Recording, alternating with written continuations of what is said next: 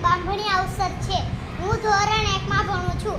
આજનો સુવિચાર હમણાં જ તે કાનાજીનો જન્મદિવસ ગયો, તેમાંથી આપણે એ શીખવા મળે કે શરીર મજબૂત બનાવવું અને કલાક કે 2 કલાક બહાર રમવા નીકળવું જોઈએ। વાહ, સરસ। જો અવસરભાઈએ આપણને શું કીધું?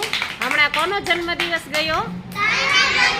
કાનો ભગવાન એટલે કૃષ્ણ ભગવાનનો જન્મદિવસ ગયો। વાહ!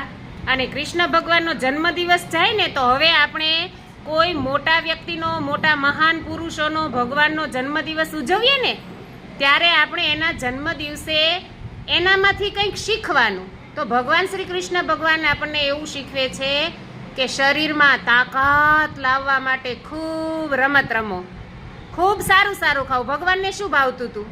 હા, સારું સારું ખાઓ અને તાકાતવાળા